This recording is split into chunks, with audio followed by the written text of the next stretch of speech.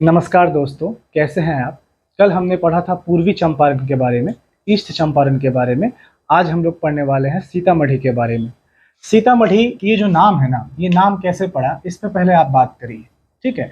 इस नाम का जो है ना, बहुत ज़्यादा भौगोलिक महत्व भी है और ऐतिहासिक महत्व भी है। कैसे ऐतिहासिक महत्व है, देखिए हुआ क्या था। एक बार क्या हुआ ना, मिथिला, आपको पता है कि जो सीतामढ़ी है या फिर पूर्वी चंपारण है या जो पश्चिमी चंपारण है या हम आगे और भी जो जिले पढ़ने वाले हैं, वो सब पहले मिथिला के अंग थे। मिथिला ही तिरहुत भी कहलाता है। आज का वर्तमान तिरहुत इसका प्रमंडल है सीतामढ़ी का। हमने आपको बताया है कि बिहार में 9 प्रमंडल है, उसमें से एक प्रमंडल है तिरहुत प्रमंडल, उसमें से एक जो जिला है वो सीतामढ़ी भी आता है। ठीक है, तो ये आपको मैंने बताया हुआ है। ठीक, 6 लगभग जिले आते हैं तिरहुत प्रमंडल के अंदर। एक होता है आपका पूर्वी चंपारण, एक होता है पश्चिमी चंपारण, एक होता है सीतामढ़ी, एक होता है शिवहर, एक होता है मुजफ्फरपुर, एक होता है वैशाली। तो 6 जिले होते हैं, उसमें से एक जिला सीतामढ़ी भी है। तो सीतामढ़ी का जो ये नाम है, ये नाम क्यों पड़ा, ये इसका बहुत ही एक शानदार किस्सा है। देखिए, आपको पता है कि सीतामढ़ी किसका अंग था, पहले मिथिला का अंग था। इतना इतिहास आपको तो पता ही है। एक बार क्या हुआ ना, मिथिला के राजा आपको पता है जनक थे। तो एक बार क्या हुआ कि मिथिला में बहुत बड़ा दुर्भिक्ष पड़ा। दुर्भिक्ष किसको कहते हैं, दुर्भिक्ष का मतलब होता है कि बहुत बड़ा अकाल पड़ा। अकाल में क्या हुआ, जो फसल होती है वो सूख जाती है, मिट्टी की उर्वरा शक्ति खत्म हो जाती है। तो वैसे समय में राजा जनक को जो है, जो पंडित पुरोहित लोग थे, उन्होंने कहा कि भाई आप एक यज्ञ करवाइए, राजा जी एक यज्ञ करवाइए, और उस यज्ञ में जो है आप हल चलाना पड़ेगा आपको। ठीक है, और जब आप हल चलाएंगे उससे वर्षा होगी, इंद्र जी प्रसन्न होंगे। ठीक है, तो भाई कोई भी राजा अपने प्रजा के लिए तो इतना करेगा ही ना। ठीक है, तो उन्होंने सोचा कि चलो भाई हल चलाते हैं। तो वो क्या गए, सीतामढ़ी गए, और सीतामढ़ी में एक जगह है जिसको कहते हैं पुनौरा। एक जगह है जिसको कहते हैं पुनौरा। ठीक है, इस पुनौरा नामक जगह पे इन्होंने क्या किया, हल चलाना शुरू किया। जैसे ही इन्होंने हल चलाना शुरू किया, हल चलाने के कुछ समय बाद भारी वर्षा हुई और जो अकाल की समस्या थी वो खत्म हो गई। लेकिन जब हल चला रहे थे उसी समय नीचे में, जमीन के नीचे कुछ उनके हल से टकराता है। तो एक छोटा सा मटका रहता है, जब वो मटका वो बाहर निकलता है, वो टकराने वाला मटका जो हल से टकराता है, जब उसको बाहर निकाला जाता है तो उसमें एक छोटी सी बच्ची रहती है। ठीक है, वो छोटी सी बच्ची पता है कौन रहती है, वो छोटी सी बच्ची माँ सीता रहती है, जो भगवान राम की पत्नी और राजा जनक की पुत्री कहलाएंगी। ठीक है, माँ सीता रहती है। अब सबसे बड़ा सवाल ये हो गया कि ये बच्ची आई तो मटके से है कि नहीं, लेकिन इसको जो है अब संभाला कैसे जाए, भारी बारिश हो रही है, बारिश के बीच में कहाँ संभाला जाए। तो उसके लिए क्या किया गया, उस बच्ची की सुरक्षा के लिए, माँ सीता की सुरक्षा के लिए एक मरई बनाई गई। एक मरई बनाई गई। मरई किसको कहते हैं जानते हैं, कुटिया को। हम लोग के बिहार में कहते हैं जो छोटा छोटा कुटिया झोपड़ी टाइप का होता है, उसको कहते हैं ये मरई है ना। तो एक मरई बनाई गई, कुटिया बनाई गई, झोपड़ी बनाई गई, और उस झोपड़ी में माँ सीता को रखने के लिए व्यवस्था किया गया। क्योंकि इसी पुनौरा नामक जगह पे ये मरई बनाई गई थी और ये सीता जी के लिए बनाई गई थी, इसीलिए इस जगह को कहा गया सीता मरई। सीता मरई।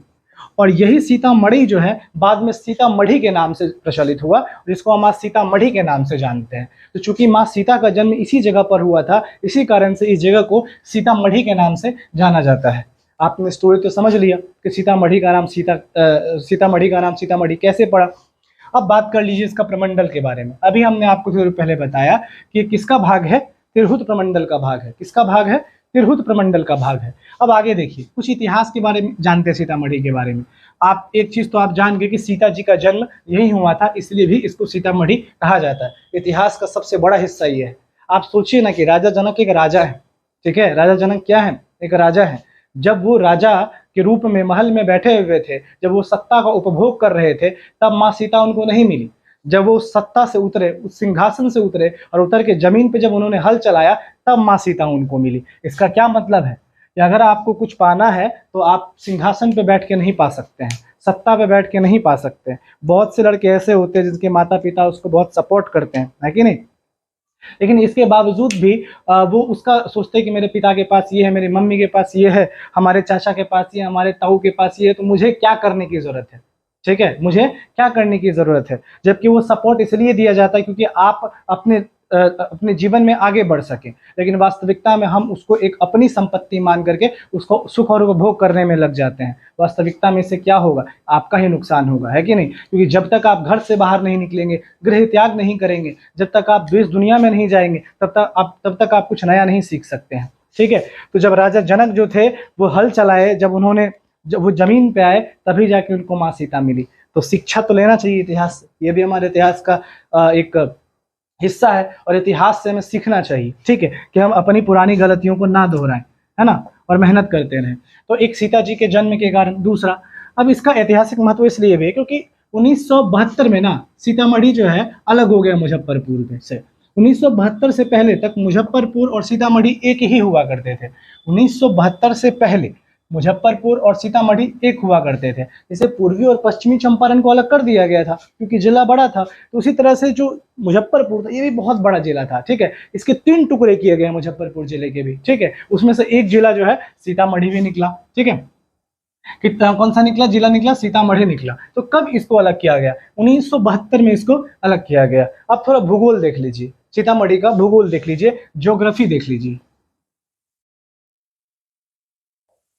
ज्योग्राफी देख लीजिए।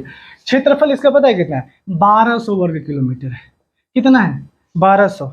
हमने आपको बताया था कि पश्चिमी चंपारण का कितना है? 5228 वर्ग किलोमीटर। पूर्वी चंपारण का कितना है? 3969 वर्ग किलोमीटर। और सीतामढ़ी का कितना है? 1200 वर्ग किलोमीटर। यहाँ फसल ना सभी प्रकार की फसल उपजाई जा सकती है। क्यों सभी प्रकार की फसल उपजाई जा सकती है? क्योंकि ये बाढ़ग्रस्त क्षेत्र है, यहाँ हमेशा वर्षा रहता है। जहाँ पे हमेशा वर्षा रहेगा वहाँ की मिट्टी कैसी होगी? हमेशा उर्वरा शक्ति उस मिट्टी में बनी रहेगी, इसीलिए वहाँ पे किसी भी प्रकार का फसल उपजाया जा सकता है। धान भी उपजा सकते हैं, गेहूं भी उपजा सकते हैं, मक्का भी उपजा सकते हैं, तिलहन भी उपजा सकते हैं, तंबाकू भी उपजा सकते हैं। तो चूंकि उर्वरा शक्ति मिट्टी में बनी है, यहाँ का तापमान हमेशा गर्म रहता है, ठीक है। यहाँ का तापमान क्या होगा? हमेशा गर्म रहता है। बाढ़ग्रस्त क्षेत्र है। सबसे बड़ी समस्या यही होती है कि यहाँ का जो क्षेत्र है वो हमेशा बाढ़ से प्रभावित रहता है। क्यों रहता है बाढ़ से प्रभावित? क्योंकि देखिए, अगर इसको आप बिहार मान लीजिए, देखिए आपको मैं समझाता हूँ थोड़ा सा क्यों रहता है। मान लीजिए ये बिहार है, आप इसको इतना मतलब नोटिस मत कीजिए, बस इसको बिहार समझ लीजिए। यहाँ से आती है गंडक, ठीक है, और यहाँ से आती है बागमती, ठीक है।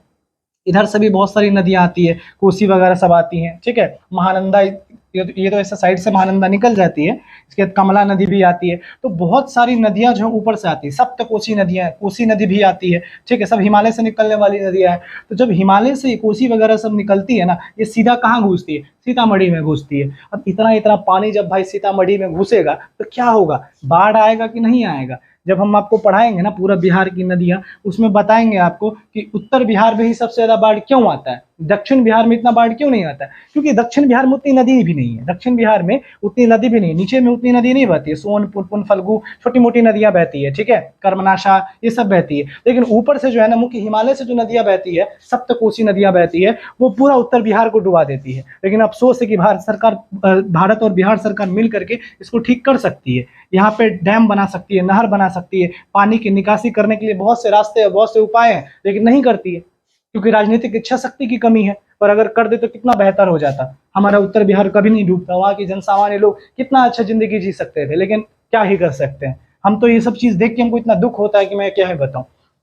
बहरहाल, तो यहाँ पे क्या है, ये बाढ़ग्रस्त क्षेत्र है, ठीक है। इसके अलावा अगर नदी की बात करें तो यहाँ बागमती नदी बहती है, एक अधवारा नदी बहती है। अधवारा जो है ये सब सहायक नदियां हैं, ये सब मुख्य नदी नहीं। जैसे बागमती जो है एक मुख्य नदी है, गंडक जो है एक मुख्य नदी है, लेकिन जो ये सब है ये सहायक नदी है, मतलब बस सहायता करती है, आके मिल जाती है सब बागमती में या गंडक में। इसे अधवारा नदी। एक लखनदेई नदी भी है। लखनदेई नाम क्यों? क्योंकि इसी नदी के किनारे जो है ना पुनौरा है, और इसी पुनौरा में माँ सीता का जन्म हुआ था। इसी पुनौरा नामक स्थान पे, इसी के किनारे जो पुनौरा स्थान है, और यहीं पे माँ सीता का जो है जन्म हुआ था, लखनदेई नदी। इसीलिए ये नदी बहुत पवित्र भी मानी जाती है। ये नदी क्या है? बहुत पवित्र भी मानी जाती है। अगर हम प्रशासनिक विभाजन की बात कर लें तो देखिए यहाँ पंचायत कितनी है? 273 पंचायत है, और गांव कितने हैं? 835 है। पंचायत 273, गांव 835। पंचायत 273, गांव 835। पंचायत 273, गांव 835। यहाँ की भाषा बोली देखिए, यहाँ की भाषा कौन सी बोली जाती है? हम आपको बताए थे, पश्चिम चंपारण में भोजपुरी बोली जाती है, पूर्वी चंपारण में भोजपुरी बोली जाती है। यहाँ की जो भाषा है वो थोड़ी सी चेंज हो जाती है। हालांकि भोजपुरी यहाँ भी बोली जाती है, ऐसा नहीं है, कहीं भी कोई भी जगह है ना भाई, वहाँ तो सारा भाषा चलता है। अब ऐसा थोड़ी है कि पश्चिम चंपारण में अंग्रेजी बोलने वाला सब नहीं होगा, वो अंग्रेजी बोलने वाला सीबीएसई बोर्ड वाला छोरा सब भी होगा, है कि नहीं, जो अंग्रेजी में पढ़ा है। और दूसरा तरफ हिंदी माध्यम वाला बीएसई बोर्ड वाला विद्यार्थी भी होगा, और कुछ ऐसा लड़का भी होगा जो ना हिंदी जानता है ठीक से ना अंग्रेजी जानता है।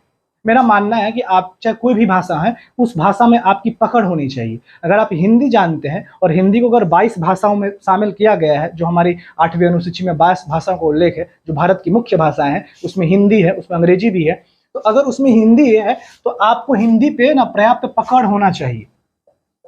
हिंदी पे किसी भी परीक्षा को निकालने के लिए आपको किसी एक मुख्य भाषा पे बहुत अच्छी पकड़ होनी चाहिए, फिर चाहे वो अंग्रेजी हो, फिर चाहे वो हिंदी हो। हमने तो ऐसे ऐसे विद्यार्थियों को भी देखा है जो अंग्रेजी जानते तो टूटा फूटा जानते हैं, उनको बोल दो इंग्लिश में 4 शब्द लिख दो, वो नहीं लिख पाएंगे, बोलने के लिए बोलेंगे, बोलते बोलते अटक जाएंगे। लेकिन कोई ऐसा भी बंदा है जो हिंदी भी ठीक से बात नहीं कर पाता है। बहुत सारे ऐसी चीजें होती है हिंदी में भी जो लोग नहीं जानते हैं, वो सामान्य भाषा को इंग्लिश बोलते हैं, इंग्लिश और हिंदी को मिक्स करके बोलते हैं, ठीक है। तो आपको एक भाषा पे बहुत अच्छी पकड़ होनी चाहिए, लेखन शैली में भी और वाचन शैली में भी, दोनों स्थितियों में, ठीक है। तभी आप किसी अच्छे एग्जाम को निकाल सकते हैं, वरना बहुत मुश्किल है। यूपीएससी सब में ऐसा नहीं है कि हिंदी माध्यम का परिणाम नहीं होता है, हिंदी माध्यम बहुत अच्छा परिणाम देता है, पर भाई आपको लिखने तो आए हिंदी में, आपको हिंदी में लिखने तो आए। अभी आपको 200 शब्द में लिखवा दूं, उसमें इतनी त्रुटियां होंगी आपकी कि मैं 10 त्रुटियां निकाल दूंगा, 10 शब्दों की त्रुटियां निकाल दूंगा। तो थोड़ा देखिए, अगर त्रुटियां हो रही है शब्द वर्तनी में तो दिक्कत है, वर्तनी अशुद्धि को ठीक करना पड़ेगा। तो यहाँ पे जो भाषा बोली है वो मैथिली यहाँ बोली जाती है। मैथिली कैसे बोलते हैं, जैसे कि मैं तो खुद ब्राह्मण जाति से हूँ, और चूंकि मैं मिथिला क्षेत्र से भी आता हूँ, इस कारण से जो है मैं मैथिली जानता हूँ, क्योंकि बचपन से वही सुन के पला बड़ा हूँ। तो जैसे कि अगर आप मैथिली में बोलते हैं कि कहाँ जा रहे हो, तो उसको आप मैथिली में कह सकते हैं कते जाय छियै यो, कते जाय छियै यो, तुम्हारा नाम क्या है, अहाँ के नाम की छी, ठीक है, अहाँ के नाम की भेले, ऐसे भी बोल सकते हैं हम, क्या कर रहे हो, की करे छियै यो, ठीक है। इस तरह से मैथिली बोला जाता है। वज्जिका, वज्जिका भाषा भी यहाँ पे मुख्य रूप से बोली जाती है। हालांकि यहाँ की मुख्य बोली जो है, मुख्य भाषा जो है, मैथिली को भाषा का दर्जा मिला हुआ है। ये बहुत इंपॉर्टेंट चीज नोट करने वाली है, ठीक है। अभी मैं 3 साल पहले इसको लेकर के बहुत बड़ा विवाद हुआ था कि मैथिली को नीचा दिखा दिया। अरे भाई, मैथिली भाषा है, इसको कोई बोली बोल देगा तो क्या हो गया है, उसके बोलने से थोड़ी होगा। 22 भाषाओं में शामिल है ना मैथिली, भाई तो बस खुश रहो ना, उसके लिए आंदोलन कर रहे थे, ठीक है। तो मैथिली जो है एक भाषा है, और ये भाषा जो है इसको 22वीं अनुसूची में, सॉरी 22 भाषाओं में शामिल किया गया है, 8वीं अनुसूची में इसको शामिल किया गया है, ठीक है। हम जब भारतीय राज्य व्यवस्था पढ़ेंगे, जब उसमें अनुसूचियां पढ़ेंगे, उस अनुसूची में 12 अनुसूची होंगी, उसमें से एक अनुसूची शेड्यूल है, 8th शेड्यूल है, उसमें 22 भाषाओं का उल्लेख है कि भारत की मुख्य भाषाएं कौन कौन सी, उसमें से एक मैथिली भी है। तो मैथिली एक भाषा है, ठीक है, तो मैथिली यहाँ बोली जाती है। इसके अलावा वज्जिका, वज्जिका को भी भाषा में शामिल नहीं किया गया, ये यहाँ की बोली है। वज्जिका क्या होती है, वज्जिका जो है ना, भोजपुरी और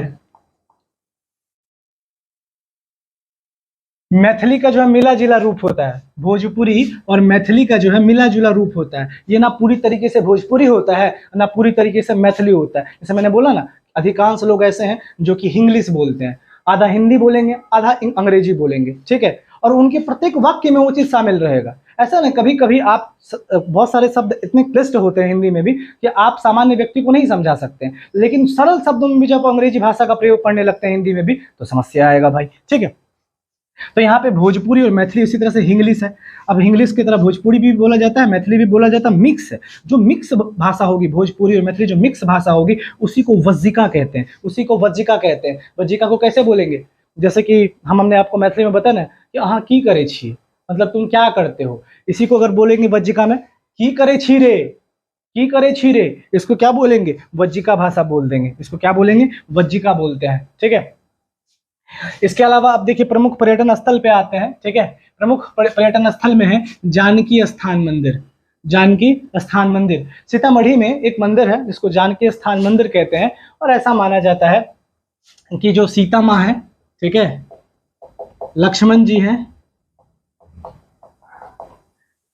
और भगवान राम है, ठीक है, इन तीनों की जो यहाँ पर जो है ना, इन तीनों की यहाँ पर मूर्तियां, प्रतिमा रखी गई हैं, और भारी मात्रा में जो हिंदू धर्म में आस्था रखने वाले लोग होते हैं वो भारी मात्रा में हर साल यहाँ आते हैं और माँ सीता से, लक्ष्मण से, राम जी से अपने मन की इच्छाओं को मांगते हैं, ठीक है। तो जानकी स्थान मंदिर, यहाँ सीता, लक्ष्मण जी और भगवान राम की प्रतिमा को रखा गया है। दूसरा है बाबा परिहार ठाकुर।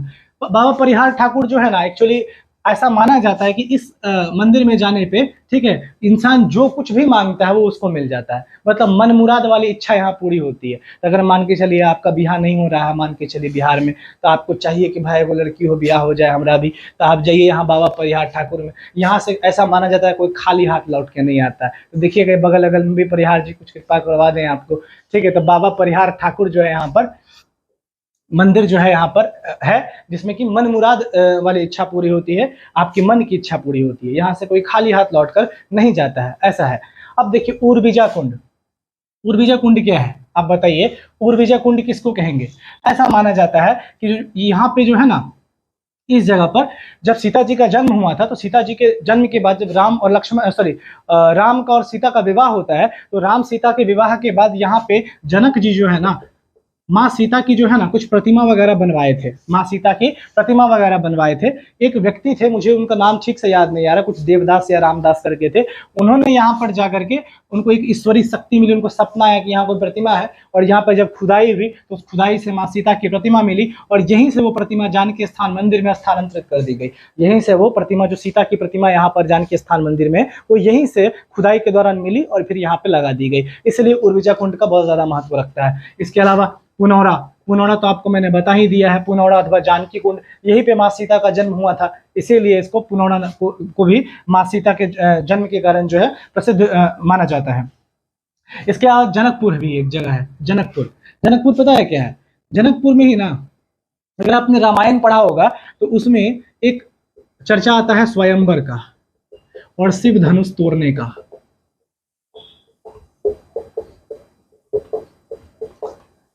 सिर्फ स्वयंवर का और सिर्फ धनुष तोड़ने का चर्चा आता है। पता है ये कहानी क्या है स्वयंवर का? एक बार क्या हुआ, जब राम थोड़े बड़े हुए, 12-13 साल का उम्र हुआ उनका, ठीक है, तो उनके जो गुरु है वो विश्वामित्र थे, राम के गुरु विश्वामित्र थे। तो राजा दशरथ के पास विश्वामित्र गए। राजा दशरथ जो है वो राम के पिता थे, तो वहां पर गए। कौन गए? विश्वामित्र गए। विश्वामित्र ने बोला कि मैं आपके राम और लक्ष्मण को अपनी कुटिया में ले जाना चाहता हूँ, अपने गुरुकुल में ले जाना चाहता हूँ और उनको शिक्षित करना चाहता हूँ, ठीक है। तो दशरथ बोले कि ठीक है भैया आप लेके जाओ। अब सोचिए कि राम कौन थे? राम कौन थे? राम राजकुमार थे, राजा दशरथ के पुत्र थे। और राजा दशरथ कौन थे? अयोध्या के राजा थे। अयोध्या के कौन थे? राजा थे, उनके पुत्र थे राम। तो आप सोचिए उनको भी जो शिक्षा पाने के लिए जो है कहाँ जाना पड़ा था? गुरुकुल में जाना पड़ा था। तो आप जब तक घर से बाहर नहीं निकलेंगे तब तक आप कुछ बड़ा नहीं कर सकते हैं। हाँ, ऐसा जरूरी नहीं कि अगर आपकी आर्थिक स्थिति डावाडोल है तब भी आप घर से निकले, ऐसा जरूरी नहीं है। पर घर में भी रहें, अगर आप पढ़ाई कर रहे हैं या कोई भी काम कर रहे हैं, तो एक चीज जरूर रखें कि थोड़ा कट कर रहे हैं, अपने पारिवारिक समस्याओं से थोड़ा कट के रहे। जितना भी समय पढ़ें अपना पढ़ाई पे ध्यान दें, ठीक है। इसके अलावा फिर अपने पारिवारिक माहौल में आए और घुले मिले और बातचीत करें, उसमें कोई समस्या नहीं है। लेकिन जहाँ पे कर्म की बात आ जाए वहाँ एकदम एक्टिव रहे। बाकी सारी चीजें ठीक है, पर हमारा जो अपना कर्म है, जो मुझे करना चाहिए, हम उस पर उतना ही ज्यादा स्ट्रिक्ट भी रहेंगे, ठीक है। तो जो राम थे, राम को देखिए, राम भी कहाँ गए? गुरुकुल में गए थे शिक्षा अर्जित करने के लिए। उन्हें थे कि मैं ट्यूशन लगा दिया, होम ट्यूशन विश्वामित्र को, इधर आ भाई हमको तुम यहाँ पढ़ा, हम राजकुमार है, तुम कैसे हमको लेकर चल जाएगा जी? नहीं। अगर राम ना जाते तो क्या वो मर्यादा पुरुषोत्तम बन पाते? नहीं बन पाते। तो एक बार क्या हुआ कि विश्वामित्र जो है लेके गए। अब दशरथ के मन में ये सवाल आना लाजमी है कि वो मेरे राम को ही क्यों लेके जाना चाहते हैं, क्योंकि विश्वामित्र का उस समय दर्जा बहुत बड़ा था भाई। वो मतलब समझ लो कि उस समय के सबसे बड़े टीचर थे। और अगर भारत को सबसे बड़ा शिक्षक खुद लेने के लिए आए, मान के चलिए आज जो भी भारत का सबसे बड़ा शिक्षक है, अगर वो वीर भारद्वाज को लेने के लिए आए, ठीक है, तो कितनी बड़ी बात है। तो मेरे पापा पूछ सकते हैं कि नहीं कि एक बात बताइए, इतने इतने लोग हैं, इतने लोग आपसे पढ़ना चाहते हैं, आप वीर को ही लेके क्यों जाना चाहते हैं? तो विश्वामित्र से भी दशरथ ने ही सवाल पूछा कि आप मेरे पुत्र को ही लेके क्यों जाना चाहते हैं? तो बहुत अच्छा जवाब दिया विश्वामित्र ने। वाल्मीकि रामायण में इसका जिक्र है। कहते हैं कि यौवनम धन संपत्ति प्रभुत्व स अविवेकता, ठीक है, यौवनम धन संपत्ति प्रभुत्वम स अविवेकता, स अविवेकता। फिर से ध्यान से सुनिए क्योंकि संस्कृत के शब्द है, थोड़ा तो ध्यान से सुनना पड़ता है इसको। यौवनम धन संपत्ति प्रभुत्वम स अविवेकता एकमपि चतुष्टयम, एकमपि अनर्थाय किम यत्र चतुष्टयम। थोड़ा सा मेरा संस्कृत भी वीक है ना। एकमपि अनर्थाय किम यत्र चतुष्टयम, यौवनम धन संपत्ति प्रभुत्वम स अविवेकिता एकमपि अनर्थाय किम यत्र चतुष्टयम। भाव समझ लीजिए क्या है, क्योंकि मैं तो हिंदी वाला संस्कृत वाला तो हूं नहीं, तो थोड़ी सी त्रुटि हो जाना आम बात है, ठीक है। इसका मतलब ये है कि अगर व्यक्ति के अंदर ये चार चीज आ जाए, यौवन मतलब जवानी आ जाए, ताकत हो, जवान हो एकदम, है ना, यौवन, धन, पैसा आ जाए, क्या आ जाए, पैसा आ जाए, इतना पैसा कुछ भी खरीदने का क्षमता रखता हो, तो यौवनम धन संपत्ति प्रभुत्वम, प्रभुत्व, प्रभुत्व का मतलब क्या है, आपको बहुत लोग जानने वाले हैं, ठीक है, आपको क्या है, बहुत लोग जानने वाले हों, आप बहुत ताकतवर व्यक्ति हों, किसी राजनेता के पुत्र हों, या बहुत बड़े राजनेता हों, या बहुत बड़े व्यापारी हों, ठीक है। तो यौवनम धन संपत्ति, संपत्ति आपके पास अकूत संपत्ति हो, बहुत सारे एसेट्स हो, बहुत सारे जमीन जायदाद वगैरह खरीद के आपने रखा हुआ है, तो यौवनम धन संपत्ति प्रभुत्वम स अविवेकता। अगर इन चारों में से एक भी आ जाए तो व्यक्ति अविवेकी हो जाता है, व्यक्ति क्या हो जाता है, अविवेकी हो जाता है, उसका दिमाग खराब हो जाता है, ठीक है। एक भी आ जाए तो क्या हो जाता है, व्यक्ति अविवेकी हो जाता है, अनर्थ हो जाता है, और चारों हो जाए तो महा अनर्थ हो जाता है। पर आपके राम के पास ये चारों चीज है, यौवन भी है, धन भी है, संपत्ति भी है, प्रभुत्व भी है, लेकिन इसके बाद भी ये विनम्र है, ये क्या है, विनम्र है, इसमें सील है, ठीक है, इसलिए मैं इसको ले जाना चाहता हूँ, ठीक है। तो लाइफ में याद रखिए कि चाहे कोई भी व्यक्ति हो, उसके साथ आप जितना विनम्रता से पेश आएंगे, आप उतना ज्यादा उसके नजरों में महान बने रहेंगे, ठीक है। तो यहाँ पर क्या हुआ, फिर विश्वामित्र लेकर के चलेगा यही बात बोल करके दशरथ से।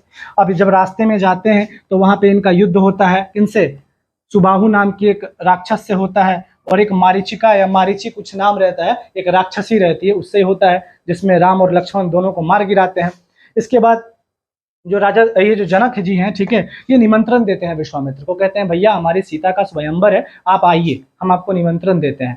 तो विश्वामित्र सोचते हैं चलो रास्ते में तो है ही, राम लक्ष्मण साथ ही है, लेके चलते हैं, ठीक है। तो वहां लेके चले जाते हैं, कहाँ पे, सीता के स्वयंवर में, ठीक है, सीता के स्वयंवर में। उस समय राम का कोई विवाह करने का मूड नहीं रहता है, राम का विवाह करने का मूड नहीं रहता है, लेकिन भाई जब जाते हैं वहां पे तो भाई मान के चलिए आपका कितना भी शराब पीने का मन ना हो, लेकिन अगर आप बियर बार में चले जाएं तो आप कितना भी शुद्ध शाकाहारी आदमी होंगे, आपका मन कर ही जाएगा यार एक घूंट पिला दे मुझे भी शराबी। तो ऐसे ही राम गए तो मूड तो था नहीं, लेकिन स्वयंवर में बहुत सारे राजा महाराजा, विभिन्न प्रदेशों से राजा महाराजा आए थे, बहुत ताकतवर सब थे, बहुत प्रभुत्वशाली सब लोग थे, बैठे हुए थे।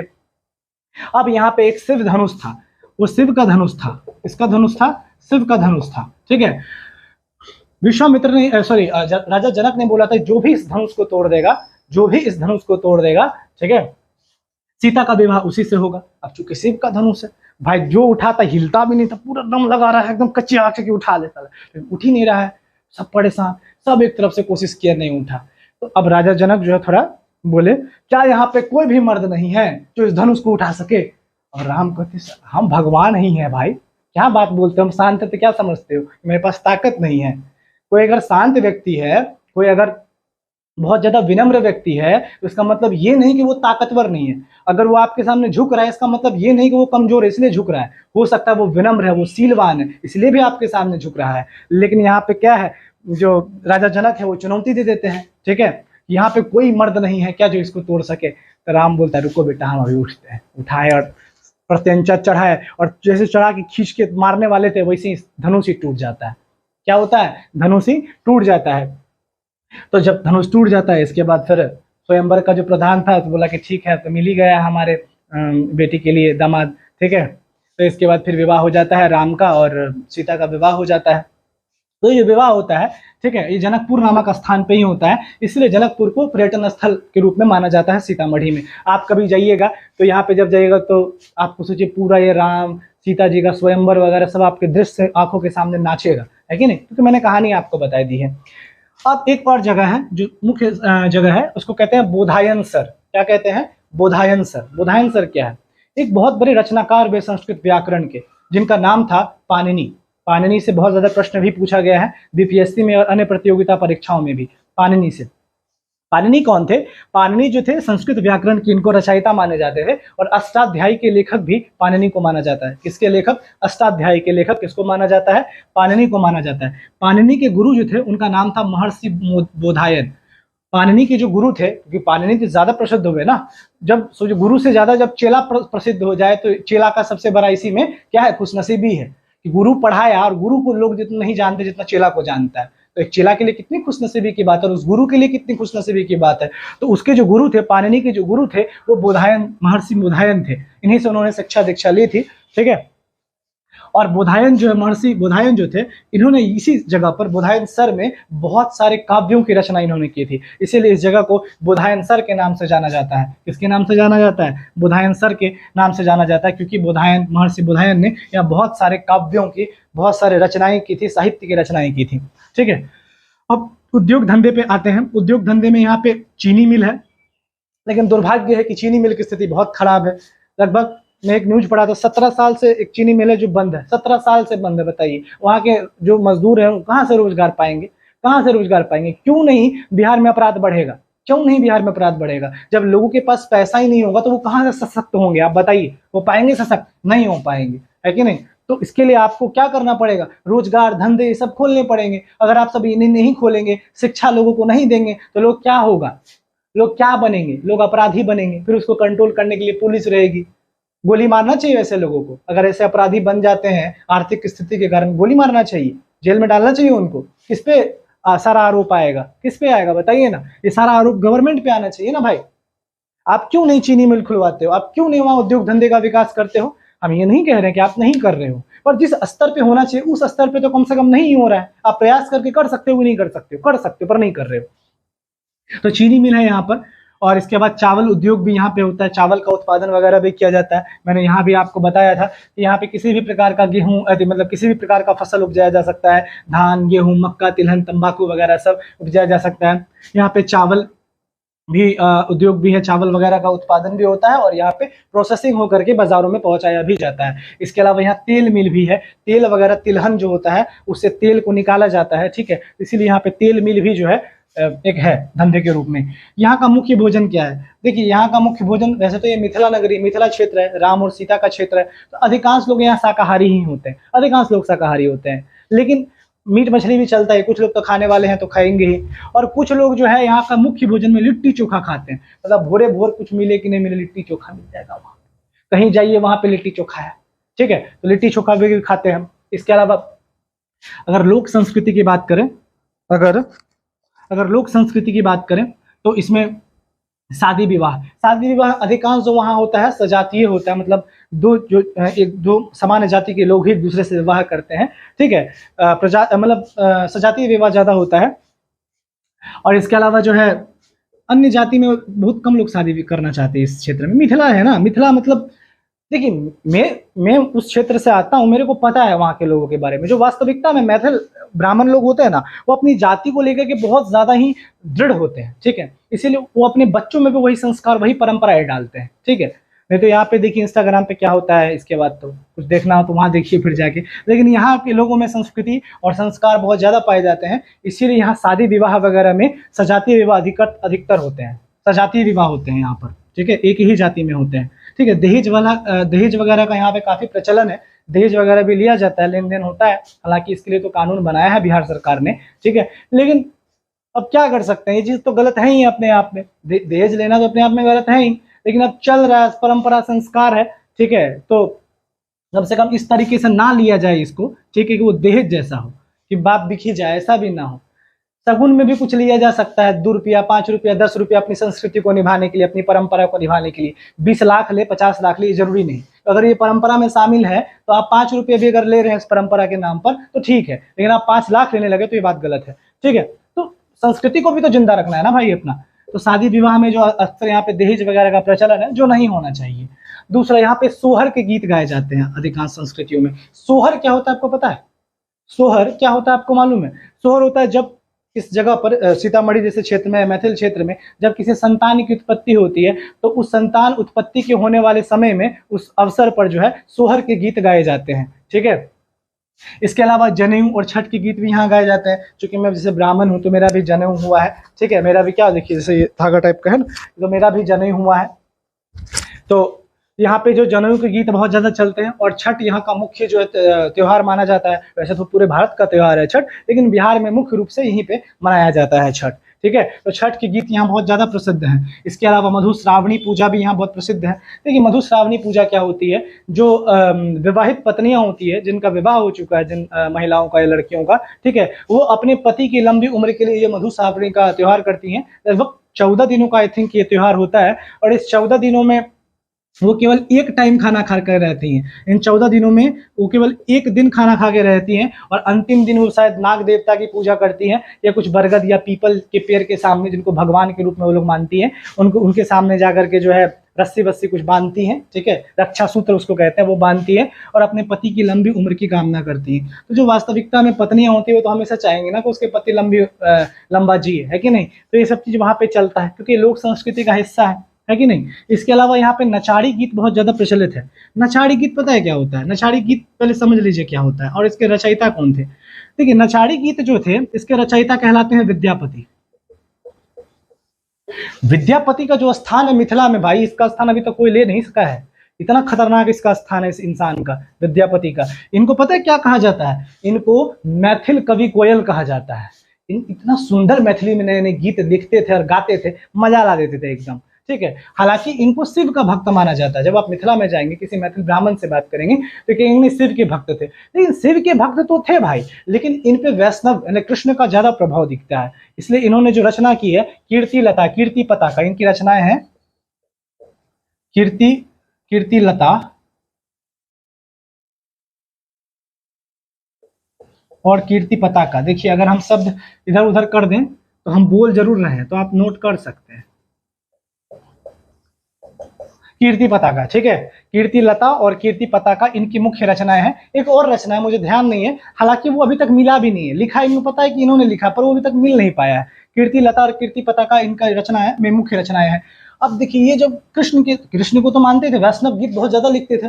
वैष्णव मतलब क्या? कृष्ण के मानने वाले को वैष्णव कहते हैं, और जो शिव को मानने वाले उसको शैव कहते हैं, शैव संप्रदाय के लोग कहते हैं। तो वैष्णव गीत तो बहुत ज्यादा लिखते थे, और जब लिखते थे तो एकदम भाव से भर के लिखते थे। जब वो कृष्ण के बारे में लिखते हैं, आप पढ़ लीजिएगा ना तो आप शर्म से मर जाइएगा, इतना खतरनाक सब बात लिखते हैं। मतलब कृष्ण और राधा के यौन संबंधों का जिक्र भी कर देते हैं अपने रचनाओं में। अब सोच लीजिए कितना खतरनाक आदमी होगा ये, ठीक है। लेकिन बहुत अच्छा लिखते थे, बहुत अच्छा गाते थे। तो ये नचाड़ी गीत भी इन्होंने लिखा है। तो विद्यापति का स्थान बहुत ज्यादा है, विद्यापति का स्थान जो है मिथिला में बहुत ज्यादा है। नचाड़ी गीत भी इन्होंने ही लिखा है। जैसे एक गीत है कि हम नहीं शिव संग गौरा के बिहाह, ये एक आपको थोड़ा सुना ही देता हूं पूरा ठीक से, ताकि आपको याद रहे नचाड़ी गीत क्या होता है। ऐसे गाते हैं इसको कि हम नहीं शिव संग गौरा के बिहाव, कि हम नहीं शिव संग गौरा के बिहाव, मोर गौरा रहती कुमारी गे माई, मोर गौरा रहती कुमारी गे माई। क्या मतलब है इस गाना का? जो मूल भाव ये है कि शिव पार्वती के बारे में जो लिखा है इन्होंने, शिव चरित्र से भरे हुए हैं नचारी गीत। मतलब शिव के ऊपर लिखा गया है नचारी गीत को, ठीक है, शिव के ऊपर। तो शिव पार्वती का जब बिहार होता है, शादी होता है शिव और पार्वती जी का, ठीक है। अब शिव के कौन रहेंगे बारात में? डिसेंट आदमी सब रहता है, सभ्य आदमी सब रहेगा शिव के बारात में? नहीं, कौन रहेगा बारात में? नरमुंड माला पहने, एकदम आए धुजा उजा लगाए हुए, एकदम खतरनाक टाइप का भौकाल मारे हुए, देख के आदमी डर जाएगा। अब वो सब बारात पहुंचा है शिव के साथ, और वो सब बारात क्या है, शिव के साथ पहुंचे हैं। अब वहां पर देखा है पार्वती लोग तो सभ्य परिवार से आती थी, हिमालय हिमावन की पुत्री थी, और सब लोग वहां पे जेन्युइन आदमी सब थे। ये लेके आ गया नरमुंड टाइप का है, देखिए आदमी का फट जाएगा भाई। तो वहां पर जो है, जो पार्वती पक्ष के लोग थे वो कह रहे थे कि हम नहीं शिव संग गौरा के बिहाव, मतलब हम शिव के साथ अपने गौरी का, अपनी पार्वती का बिहार नहीं करेंगे, भले मेरी गौरी कुमारी रह जाए। ये जो आता है भूत पिशाच पाताल लेकर के आ रहा है, रे भाई क्या हाल होगा हमारी पार्वती का। लेकिन लोगों को थोड़ी पता था कि उनका जन्म ही इन दोनों को मिलन के लिए हुआ है, ठीक है। तो इसीलिए शिव पार्वती के गीत को जो है नचारी गीत माना जाता है, और शिव चरित्र से भरा हुआ गीत है, शिव के ऊपर लिखा गया गीत है नचारी गीत। और उसमें से जो मैंने गीत गाया वो आप कभी इसको YouTube पे सर्च कीजिएगा, बहुत अच्छे अच्छे कवियों ने इस गाना को गाया है। एक शारदा सिन्हा जी हैं, मैं तो मतलब मैथिली बहुत अच्छा वो गाती हैं, छठ की गीत भी बहुत अच्छा गाती हैं। मैंने तो उनसे ये गाना सुना था नचारी गीत। हालांकि मैंने हिंदी साहित्य में भी इस गीत के बारे में पढ़ा है, लेकिन उनसे सुनना ज़्यादा मेरे को अच्छा लगता है, पसंद आता है। ठीक है। तो मैथिली का एक अपना स्थान है, बहुत ही सुसंस्कृत भाषा है मैथिली, बहुत ही सुसंस्कृत भाषा है मैथिली, ठीक है। मैथिली में आप कुछ भी बोलिए, किसी को गाली भी दीजिएगा तो इतना प्यार से लगेगा, हाँ हाँ क्या अमृत फूल बरसा हो रहा है, इस टाइप का होता है मैथिली भाषा। तो नचारी गीत भी वहाँ बहुत ज़्यादा प्रचलित है। स्वतंत्रता सेनानी में एक राम दुलारी सिन्हा जी है वहाँ पे, मतलब भारत देश जब आज़ाद हुआ था तो उसमें आज़ादी में इनका जो बहुत ज़्यादा बड़ा योगदान रहा था राम दुलारी सिन्हा का। और बाद में ये पूर्व राज्यपाल भी रहे हैं, ये बिहार के भी पूर्व राज्यपाल भी रहे हैं, पूर्व गवर्नर भी रहे हैं, एक्स गवर्नर भी रहे हैं, ठीक है। स्वतंत्रता सेनानी थे राम दुलारी सिन्हा। ऐसे बहुत सारे स्वतंत्रता सेनानी थे, पर इनका नाम थोड़ा ज़्यादा मतलब उस क्षेत्र में प्रचलित है। अब सड़क की बात करें तो NH 77 और 104, NH 77 और 104 वहाँ पे सड़क है जो हाजीपुर, सोनबरसा, पटना वगैरह सबको जोड़ती है। हाजीपुर, सोनबरसा, पटना सबको जोड़ती है। हाजीपुर, सोनबरसा, पटना सबको जोड़ती है। NH 77 और NH 104, NH 104, NH 77, NH 77, 104, ठीक है। तो आशा करता हूँ आपको वीडियो पसंद आया होगा और मिलते हैं अगले लेक्चर में, देखते हैं कौन सा विषय में। तो लगता है शिवहर तो पढ़ा देना चाहिए ना, शिवहर ज़्यादा अच्छा रहेगा। तो अगली टॉपिक में हम लोग शिवहर पढ़ते हैं, शिवहर के बारे में पढ़ेंगे, शिवहर जिले के बारे में पढ़ेंगे, ठीक है। तो मिलते हैं अगले वीडियो में, चलिए ध्यान रखिए अपना, जय हो।